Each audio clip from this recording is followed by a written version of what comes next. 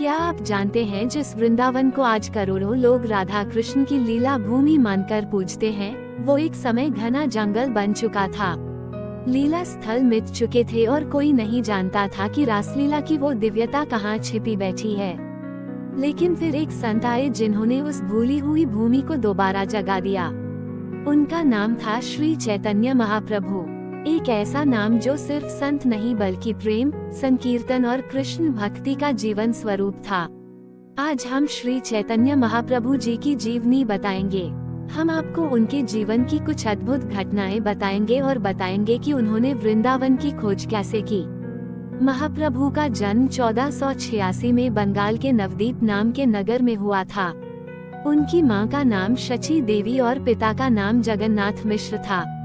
बचपन में उन्हें निमाई कहा जाता था क्योंकि उनका रंग नीम के फूल जैसा था, लेकिन रंग से ज्यादा उनका स्वभाव लोगों को चौंकाता था। वो बहुत छोटे थे पर पंडितों से तर्क कर लेते थे। बोलते भी ऐसे थे कि सुनने वाला सुनता ही रह जाए। लोग कहते थे कि ये कोई साधारण बालक नहीं है, कुछ तो विशेष है इसमें, और वाकई था भी। समय बीता, निमाई बड़े हुए और बड़े होकर नवदीप के सबसे बड़े विद्वान बने। तर्क, वेद, शास्त्र, भाषाएं सब में अद्वितीय थे। लेकिन उनके जीवन की असली दिशा तब बदली जब वे अपने पिता के श्राद्ध के लिए गया पहुँचे। वहाँ उनकी मुलाकात हुई ईश्वरपुरी जी से। ईश्वरपुरी ने उन्हें हरे नाम महामंत्र की दीक्षा दी। हरे कृष्ण कृष्ण कृष्ण हरे हरे, हरे राम राम राम हरे हरे। जैसे ही यह महामंत्र उनके कानों से हृदय तक पहुँचा, निमाई बदल गए। अब वे केवल तर्क नहीं करते, वे अब रोते, गाते और कृष्ण कृष्ण पुकारते रहते। गया से लौटते ही वे हर गली, हर नदी, हर वृक्ष में कृष्ण का दर्शन करने लगे। वो कहते, मैं कृष्ण को कहाँ ढूंढूं? वो तो मेरे हर आंसू में बह रहे हैं। उनके पास आने वाला हर व्यक्ति एक अनोखी ऊर्जा का अनुभव करता, जैसे प्रेम की लहरें फैल रही हो। नवदीप के कर्मकांडी ब्राह्मणों ने इस हरि नाम संकीर्तन का विरोध किया क्योंकि वे मानते थे कि भक्ति का अधिकार केवल ब्राह्मणों को है, निम्न जातियों को नहीं। चैतन्य महाप्रभु ने इस धारणा को तोड़ दिया। वे हर किसी जाति को भक्ति में भागीदार बना रहे थे। इससे क्रोधित होकर कुछ ब्राह्मणों ने नवाब के काजी से शिकायत की। नवदीप उस समय बंगाल सल्तनत के अंतर्गत था और वहाँ का काजी था सरकार के अधीन मुस्लिम प्रशासक। काजी ने संकीर्तन को अशांति फैलाने वाला शोरगुल कहकर इसे बंद करने का आदेश दिया। एक रात संकीर्तन के दौरान काजी के सिपाहियों ने लोगों को पीटा, मृदंग फोड़ दिए, घरों पर हमला किया गया। अगली रात चैतन्य महाप्रभु ने एक अद्भुत निर्णय लिया। सन 1511 की एक अमावस्या की रात को वे हजारों भक्तों को लेकर मशाल और मृदंग के साथ खुद काजी के घर पहुंच गए। लेकिन हाथों में कोई हथियार नहीं था, बस प्रेम और भक्ति का बल था। उन्होंने काजी से शांति से संवाद किया। उन्होंने पूछा, क्या भगवान का नाम लेना अपराध है? काजी उनकी वाणी और प्रभाव से प्रभावित हो गया। उसने आगे से कभी संकीर्तन को ना रोकने की कसम खाई। अब संकीर्तन केवल नवदीप में नहीं, बंगाल, उड़ीसा, बिहार तक फैलने लगा। लोग उन्हें अब गौरांग महाप्रभु, नदिया के नटवर नागर और प्रेमावतार कहने लगे। लेकिन चैतन्य महाप्रभु जानते थे संकीर्तन को पूरे भारत में फैलाने के लिए उन्हें संन्यास लेना होगा। लोग साधारण गृहस्थों की नहीं लेकिन सन्यासियों की बात गहराई से सुनते हैं। इसलिए उन्होंने 24 वर्ष की उम्र में ही सब कुछ छोड़ दिया। माँ शची, पत्नी विष्णु प्रिया, नवदीप का प्रेम और अपने बाल्यकाल की धरती को त्याग दिया और चले गए कटवा गांव में, जहां उन्होंने केशव भारती से संन्यास ग्रहण किया। सन 1514 में वे अब केवल निमाई नहीं रहे, वे बन गए श्री कृष्ण चैतन्य महाप्रभु। अब उनका जीवन केवल एक लक्ष्य के लिए था, हरि नाम संकीर्तन द्वारा संपूर्ण जगत में कृष्ण प्रेम का प्रचार। संन्यास लेने के बाद वे जब नवदीप लौटे तो पूरा नगर शोक में डूब गया। माँ शची ने एक ही आग्रह किया, बेटा तू कहीं भी जा लेकिन वहीं रह जहाँ मैं तुझे समय समय पर देख सकूं। और तब उन्होंने तय किया कि वे पुरी की धाम को अपनी नई कर्मभूमि बनाएंगे। संन्यास लेने के बाद चैतन्य महाप्रभु उड़ीसा के प्रसिद्ध तीर्थ जगन्नाथपुरी पहुँचे। ये वही भूमि है जहां भगवान जगन्नाथ, बलभद्र और सुभद्रा का भव्य मंदिर स्थित है।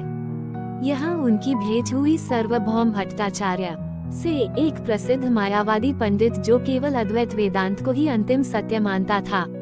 सार्वभौम ने महाप्रभु को देखा। उसे लगा कि यह युवा भक्ति मोह में डूबा हुआ है।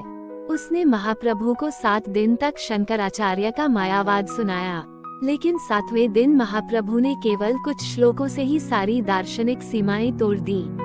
सार्वभौम स्तब्ध रह गया। वो उनके चरणों में गिर गया और कहा, आप केवल भक्त नहीं, स्वयं भगवत स्वरूप हैं। उस दिन से सार्वभौम हरे कृष्ण का गायक बन गया।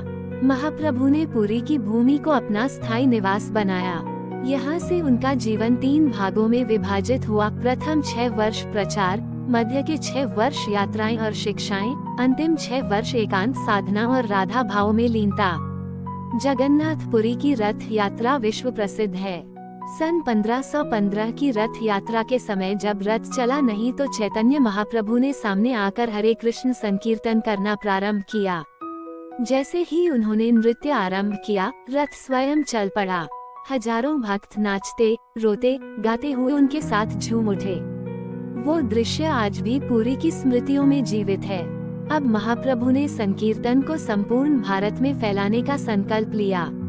उन्होंने पद यात्रा द्वारा दक्षिण भारत की यात्रा आरंभ की। इस यात्रा में उन्होंने हजारों किलोमीटर की दूरी तय की, बिना किसी वाहन, बिना किसी प्रचार सामग्री के, केवल हरि नाम और प्रेम के बल से। और फिर वो क्षण आया जिसका उन्हें बरसों से इंतजार था। उन्होंने कदम रखा वृंदावन की ओर। जिस वृंदावन में एक समय राधा कृष्ण ने प्रेम की रास रचाई थी, अब वो केवल झाड़ियों और वीराने में सिमटा हुआ था। पर महाप्रभु की आंखों में वह छिपी लीला स्पष्ट दिखती थी। वृंदावन पहुंचते ही वो यमुना तट पर बैठ गए। बस रोते रहे, जैसे राधा रानी को पुकार रहे हो। फिर उन्होंने ब्रज के घाटों और स्थलों को एक एक करके पहचाना। केशी घाट जहाँ श्री कृष्ण ने केशी राक्षस का वध किया था। बंशीवट जहाँ रात्रि को बांसुरी की धुन पर गोपियां खींची चली आती थी। फिर निधिवन जहाँ आज भी रात्रि में कोई नहीं जाता, क्योंकि वहाँ राधा कृष्ण की रास लीला होती है। महाप्रभु वहाँ घंटों रोते रहे, कुछ नहीं बोले, बस हरि नाम करते रहे। फिर वह पहुँचे गोवर्धन, नंगे पैर कीचड़ में प्रेम में डूबे हुए परिक्रमा करते गए। कहते हैं ये पर्वत श्री कृष्ण का शरीर है। राधा कुंड और श्याम कुंड की खोज भी उन्होंने की। जहाँ अब खेत थे, वहाँ उन्होंने खुदाई करवाई और आज भी वहाँ राधा और श्याम के प्रेम कुंड स्थित हैं। वह बरसाना पहुँचे जहाँ उन्होंने जमीन को चूमा और कहा, ये भूमि स्वयं राधा रानी है।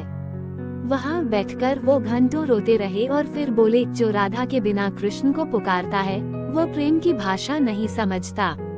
ब्रज के हर एक स्थल को उन्होंने फिर से प्रकट किया और अपने शिष्यों को वृंदावन में भेजा। रूप गोस्वामी, सनातन गोस्वामी, जीव गोस्वामी जैसे संत, जिन्होंने फिर से मंदिर बनवाए, स्थानों की रक्षा की। गोविंद देव मंदिर, मदन मोहन मंदिर, राधा रमन मंदिर, ये सब उन्हीं की प्रेरणा से अस्तित्व में आए।